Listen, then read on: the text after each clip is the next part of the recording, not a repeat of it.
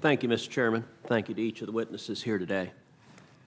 You know, there ought to be at least three propositions on which all of us can agree. Number one, violent crime is always unacceptable and should be punished severely. Number two, hate is wrong. And number three, the machinery of the federal government should not be used as a tool to target and persecute your political opponents. All three of those propositions should be ideas that bring us together regardless of where you fall on the political spectrum. Unfortunately, we see over and over again efforts to politicize acts of violence. When it comes to white supremacy, when it comes to vicious hate groups like the Klan or the Nazi Party, in my view, they are unequivocally hateful, bigoted, racist morons who should be denounced and despised. I do think my colleagues on the Democratic side of the aisle try very hard to erase the history of the Klan, that it was formed by elected Democrats, that its leadership was almost entirely elected Democrats, that the authors of the Jim Crow laws were without exception elected Democrats.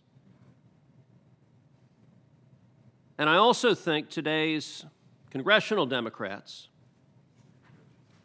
try to use the charge of white supremacy, which is undoubtedly evil, bigoted, and wrong, and weaponized by their own party.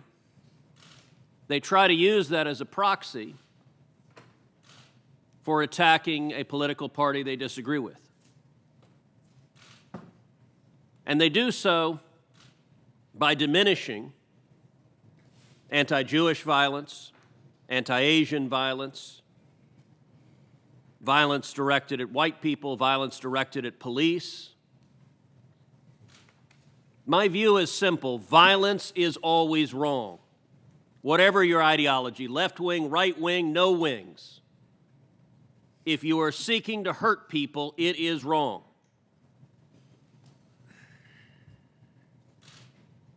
Is violence from white supremacist extremist organizations a problem? Absolutely. As is violence from other hate groups. The Brooklyn subway shooter was a known black supremacist who called for racial violence.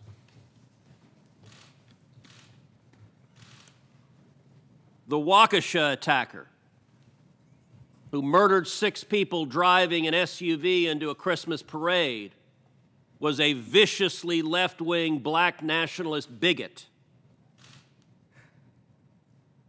2016, another black nationalist gunned down 5 police officers in Dallas. I was there with President Obama at the funeral for those police officers. He did so on explicitly racial grounds. In 2019, 2 anti-Semitic domestic terrorists gunned down 4 people in a kosher grocery store.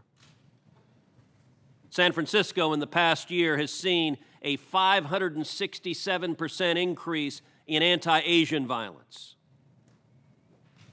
Anti-Jewish hate crimes in New York City are up 148% in the first quarter of 2022 compared to the first quarter of 2021. And then, of course, we have the violence of the Antifa riots and the Black Lives Matter riots that racked this country. As stores were looted, police cars were firebombed, people were assaulted, people were murdered. My colleagues on the Democratic side of the aisle sought to excuse, sought to apologize for, even went so far as raised money to bail out of jail the violent rioters committing these acts of violence.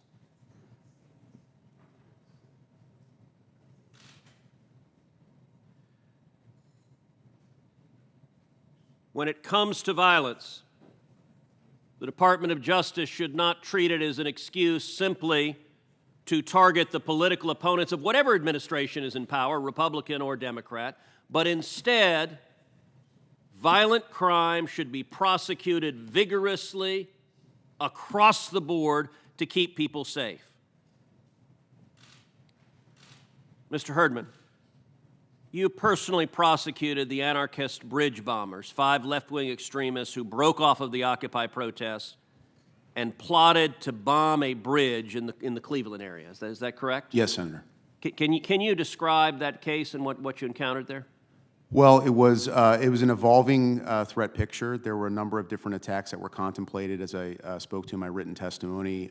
There were discussions about going to Chicago and engaging in attacks on NATO or G8 summit that was held that year. They also discussed attacks in Tampa with the Republican National Convention being held there that year, and ultimately settled on a bridge in the Cuyahoga Valley National Park, and attempted to bring it down with a group of them gathering one night on May 1st, 2012, in order to try to bring that bridge down.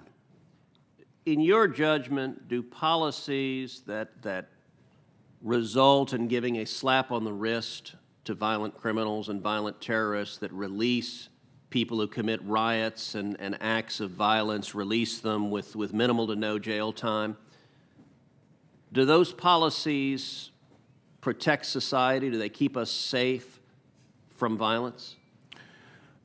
One of the advantages of being a federal prosecutor was we typically got people held on bail, and we typically had very strong penalties for when they were convicted of a federal crime.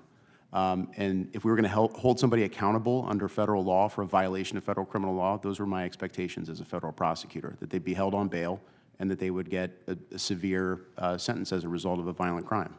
Thank you.